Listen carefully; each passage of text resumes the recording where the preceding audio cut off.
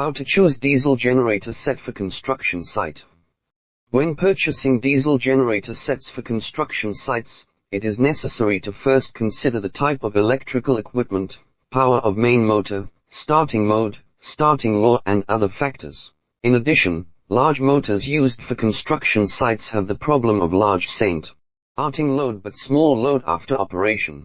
Therefore, the selected starting mode should meet relevant requirements, and can be contacted with Dingbo Power to select the best and most appropriate scheme. At the same time, it is necessary to calculate the starting current and operating current of all equipment, and finally calculate the power generator set to be configured according to the use environment. In addition, Cummins, Yachiai, Shaanxi, Volvo, Perkins and other brands are generally recommended for generators that are more suitable for use in complex situations on the construction site. Dingbo Power specializes in the production of 30 kW to 3000 kW diesel generator sets, which are suitable for use as backup power or common power supply in various industries. Welcome to contact us anytime.